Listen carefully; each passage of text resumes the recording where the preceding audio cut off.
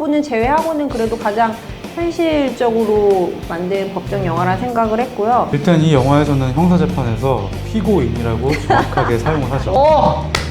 증인은 자기가 보고 들은 사실을 증언하는 사람이거든요. 그 생각을 묻는 거는 적합한 증인의 기술이 아니에요. 좀 말도 안 되는 설정이 무슨 막 나가는 게 아니 아까 웰메이드라고 하시더니 신동일은 정말 좋은 프로포인 게 공감할 수는 없고요. 저도 최종화 변호사가 어떤 생각을 갖고 살아가는지 정확히 알게요. 서로 멀어지는 아름다운 고소한 영화의 기와 함께하고 있습니다. 네, 영화를 읽는 새로운 시각, 변호사들의 시선으로 읽어보는 색다른 영화 리뷰, 고소한 영화 읽기의 라이너입니다. 자, 오늘도 진행할 출연자 두 분, 근본의 조합, 전통의 조합 모셔봤습니다.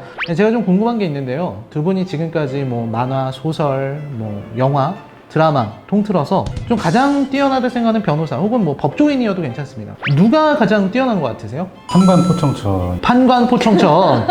공유공. 파우찡찡.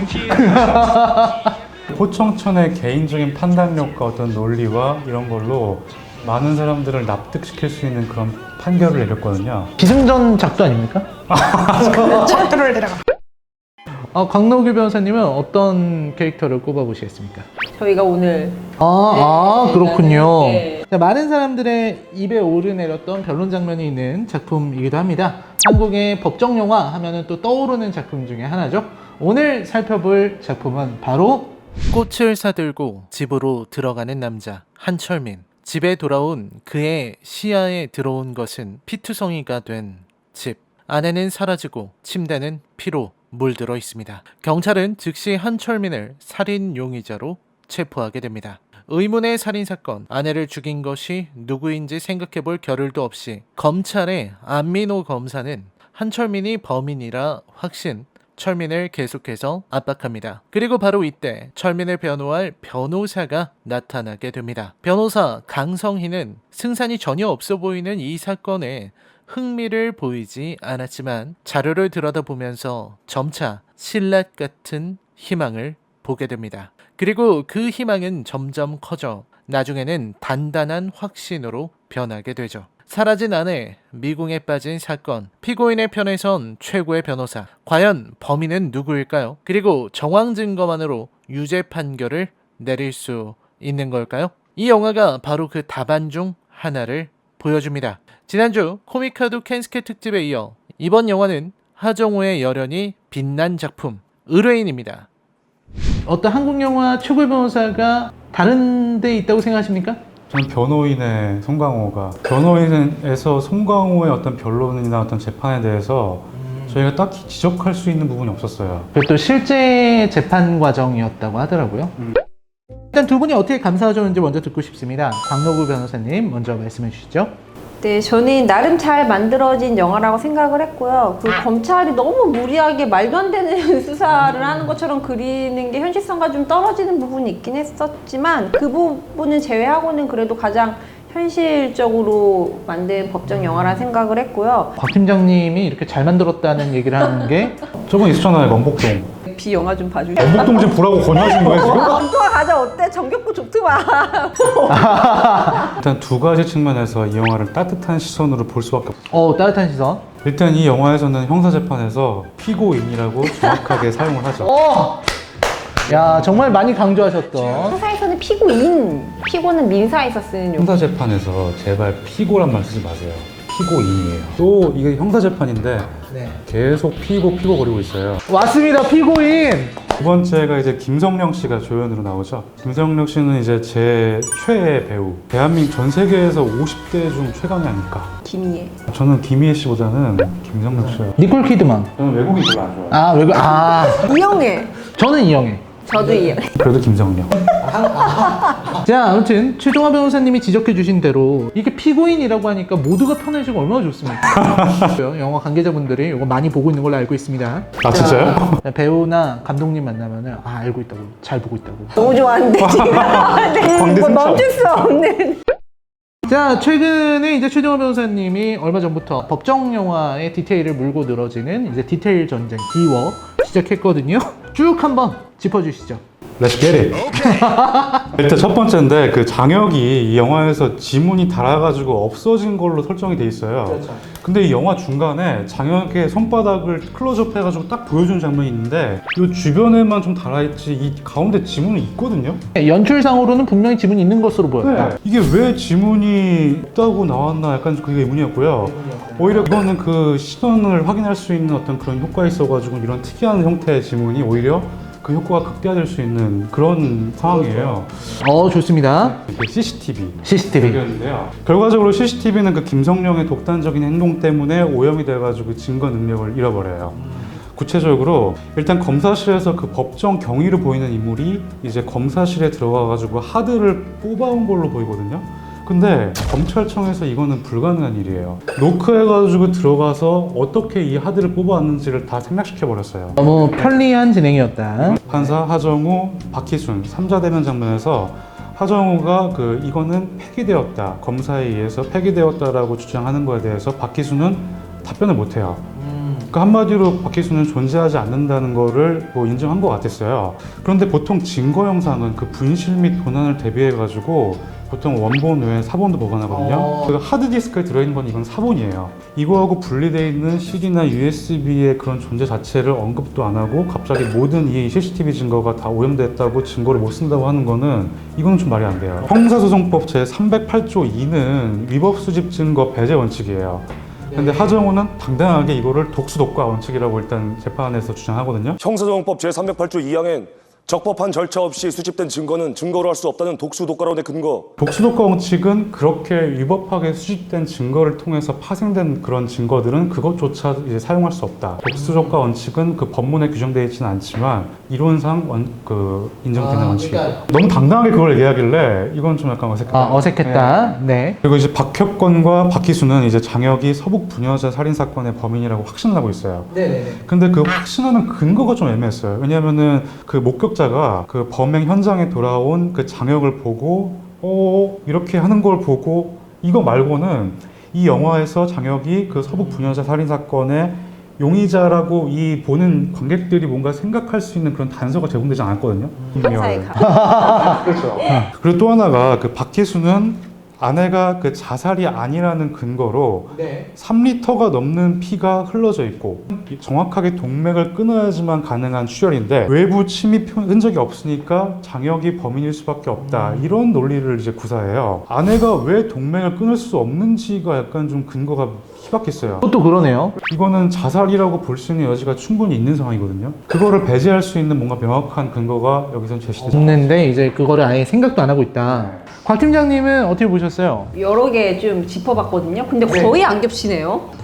그렇습니까? 네, 일단 단독 관할인 거 좀 설정이 잘못됐죠. 배심원이 사건뿐만 아니라 또 사형 무기 또는 단기 1년 이상의 징역 또는 금고에 해당하는 사건은 무조건 합의부가 진행을 하고 옆에 배석 판사가 있어야 된다. 네. 그 김성령은 어쨌든 외근 사무장으로서 역할을 하니까 사건에 대해서 논의를 할 수 있다고 쳐도 그 내부 일을 하시는 분들하고까지 그렇게 막 앉아가지고 토의를 하거나 이러진 않거든요. 근데 법원 서류를 이제 퀵 아저씨가 직접 판사실로 직접 들고 들어가거든요. 실질적으로는 민원실에서 접수하지 퀵 아저씨가 판사실에 못 들어갑니다. 그러네. 판사실에 갈 수는 없네. 오늘 아침에 발령받은 이병국 형사를 찾아오잖아요. 근데 그 형사를 찾겠다고 막 출동하느라고 바쁜 형사들을 붙잡고 막 모른다고 하니까 뭐야 쟤는 아는 게 없어. 왜 바빠 죽겠는 출동하는 형사들을 붙잡고 이병국 형사 어디냐고 물어보는 것도 좀 갑질도 아니고. 또 그 사망 추정 시간을 초로 갖고 이제 그런 과정이 또 그걸 굳이 왜 했는지 저는 이해가 안 가거든요. 그거 자체로 피해자 사망 시간이랑 그 초현 시간이랑 같다고 그 얘기를 하는데 그 검사가 피해자가 폈을 수도 있는 부분이고, 근데 그게 뭔가 장혁이 범인이라는 걸 입증할 수 있는 어떤 무게감이 실리는 게 없는데 약간 무모한 그냥 여기서도 약간 검찰이 좀 무능하게 그린 것 같은 게 지응이는 자기가 보고 들은 사실을 증언하는 사람이거든요. 그 생각을 묻는 거는 적합한 증인의 기술이 아니에요. 판단을 묻는 게 아니라 본인의 생각을 왜 물을 필요가 없죠. 뭐 책임감을 느끼십니까? 뭐 이런 굳이 그냥 영화 보면 자꾸 판사실에서 판사가 불러가지고 검사랑 변호사를 불러서 막 사건 얘기를 하고 좀 그건 현실에는 없습니다. 뭐 나 영화에서 많이 봤는데. 감청장치 붙이다가 피해자한테 걸리잖아요. 이거 무슨 말도 안 되는 설정이고 뭐 주거침 입하고 이거 완전 무슨 막 나가는 경찰 아닙니까? 그 아내랑 이제 익스큐즈 된 거 아니에요? 그걸 붙이고 있는 걸 보고 들어오는 길에 그 경찰한테 듣게 된 거지. 그러니까요. 그게 뭐가 문제야? 동의를 안 받고 남의 집에 감청장치를 붙여요 경찰이. 아 근데 박혁권은 거기서 지금 그 경찰 때려치고 인생 걸고 지금 뭔가 추적하고 있는데 판을 연기 배신자 신청하면서 연기됐다고 막 되게 능력 있는 것처럼 나서 막 이러잖아요. 배심원 선정 한 2주는 걸려? 수고. 별로 연기 시킬 필요도 없는 게 변호사가 주장 입증할 게 있다 그러면 충분히 속행시키면서 할 수 있게 해주거든요. 시간을 주거든요. 저 공판 막 여러 번 하죠. 근데 뭐 이거를 뭐 꼭 그거를 해가지고 뭐 되게 나이스한 아니 아까 웰메이드라고 하시더니. 아니 제가 이제 그렇게 디테일한 거를 집착하지 말고 봐야겠다 생각을 했다가 저번에 하는 거 보고 좀 부럽더라고요. 저도 우리들의 이 변호사 얘기를 해봐야 되겠죠. 최정화 변호사님이 A 맛으로서 하정우를 평한다면 재판 때그 변호사 배지를 달거든요. 근데 보통 여기 달아요, 여기다가. 근데 하정우 보면은 배지가 여기 있어요. 그 행커치 옆에 있거든요. 여기 있는데 이게 너무 거슬려요. 아예 여기 거기 달고 갈 있어요. 수도 있지. 아, 이게 좀 어색했어요. 반짝반짝 빛나니까. 위로 달아주고 싶었다. 자석이라서 이렇게 하면 돼요. 그거는 법원에 갈 때만 하나 보죠? 네, 평소 때는 잘 안 합니다. 하죠. 네, 저는 거의 안 합니다. 안 해도 됩니까? 네, 상관이 전혀 없습니다. 그게 무슨 법적으로 뭐 하라는 게 아니군요. 네. 안 하세요? 1년 차 단도 번 해보고 해본 적 없는데요. 이야, 역시 프로는 배지 따위. 아니 좀 느끼는 게 요즘 좀 안 맞다. 바로 이 안 맞는 부분이 상당히 꿀잼입니다. 하정우가 처음에 이 사건을 안 맡으려고 해요. 이거는 브로커 사건이에요. 브로커 사무장이 만약에 물어오는 사건 같은 경우에는 착수금이 굉장히 세요. 변호사법 위반이죠. 아 그렇습니까? 그 브로커 나오는 자체가 그게 뭔가 당연한 것처럼 그려져 있는데 그 자체로 변호사법 위반입니다. 네, 성동일이 만약에 이 회사에 이 하정우의 그 로펌이나 법률사무소에 소속이 돼 있다면 괜찮은데 소속이 안 돼 있다면 불법이에요. 그런 경우들이 있나 보군요. 많죠? 이거 근데 나가면 좀 위험할 수 있어요. 요즘은 이 불법 이 브로커들이 약간 좀 줄어든 추세인 게 그 안 될 사건들도 많이 가져오고 처음에 이제 이걸 수임하는 과정에서 많이 속이기 때문에 사기꾼이네요. 맞아요. 피해가 더 크다는 걸 이제 아니까 이제 브로커들이 약간 좀 줄어드는 추세예요. 근데 어쨌든 간에 이 사건에서는 이거는 브로커 사건이기 때문에 착수금이 굉장히 큰 사건이었기 때문에 하정우 입장에서는 이 사건을 안 맡을 이유가 전혀 없었어요. 하정우는 괜히 막 핑계죠, 안 하겠다고. 이거는 어색해요. 성동일은 정말 좋은 브로커인 게 이 사건 끝까지 같이 수사를 해줘요. 문제 됩니까? 역시 최종화 변호사 캐릭터가 또 드러나는 게 아닌가. 돈을 이렇게 주는데 왜 안 해? 저는 변호사 업계의 일반적인 그런 얘기를 하는 건데 전 되게 능력 있는 변호사를 보였어요. 일단은 이제 딸이 이제 어머님한테 와가지고 남편이 날 죽일 것 같아 이런 말을 했다는 거에 대해서 어쨌든 그 직원을 흔들어 버리잖아요. 따님이 위협을 받았다는 걸 아셨으면서 왜 아무런 조치를 취하지 않았을까요? 갑자기 연락하면 어떻게 받아들일까 몰라서요.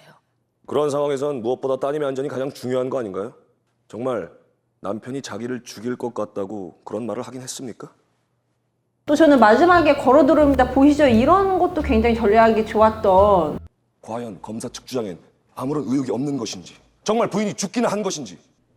제가 셋을 세면 저 출입문을 통해 부인 서정아 씨가 들어올 겁니다.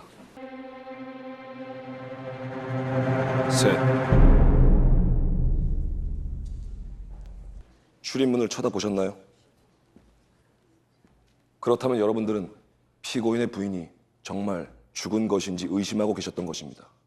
이 실험으로 여러분들이 합리적인 의심을 품고 계셨다는 사실을 알게 되신 겁니다. 그러니 이제 피고인 한철민에게 무죄를 선고해 주시기 바랍니다. 변론을 되게 잘한다. 춤은 잘 못 추는 것 같더라고요. 이제 걸어 들어옵니다. 그 장면이 이제 하정우가 했던 재치 있는 실험이라고 하는 장면인데 두 분이 그 장면을 어떻게 평가하는지가 좀 궁금하거든요. 자기 아내가 이미 죽어 있다는 거를 만약에 알더라도 도대체 뭘까 해가지고 궁금해서라도 돌아보지 않을까요? 장혁은 돌아보지 않았어요. 그냥 사이코패스라서 안 돌아본 거였다는 생각이 들거든요. 아예 안 먹힌 거다. 그래서 제가 이거는 사이코패스의 정신세계다 그렇게 판단을 해서 제가 여기 계신 두 분을 상대로 사이코패스 테스트, 그 고소한 영화의 갑자기요? 갑자기? 고소한 영화 읽기 사이코패스 테스트 고형 사페테 자기가 코너를 만들어 왔습니다. 2020 줄라이. 하지 마. 아, 손발 오글 원래 이러세요?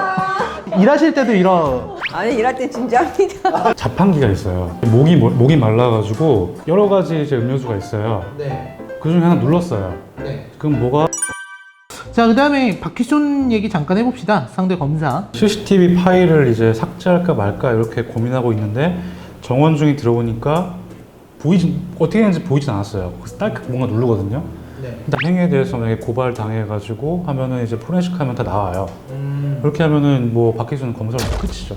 네, 이건 너무 무리수가 아니었나 싶은 생각이 들고요. 하정우가 물론 여기서 활약을 한 건 맞지만 검사가 워낙에 무능했기 때문에 그 반사 이익을 받은 것 뿐이지 하정우가 정말 쩔게 뭔가를 해가지고 여기서 이 결과를 낸 거는 아니지 않나. 범인을 잡기 위한 과정에 대해서 온통 불법을 난무하기 때문에 딱히 정의로운 사람도 아니고 또 리더로서도 최악이죠. 그게 보면 하정우는 김성령이 한테 절대 하지 말라고 했는데도 그 CCTV 훔쳐오는 과정에서 책임질 일이 생기니까 절대 다른 말 안 하고 거기에 책임을 지는가 하면 이 검사는 증언하면 다신 경찰에 복직할 수 없을 거야. 솔직하게 말하지.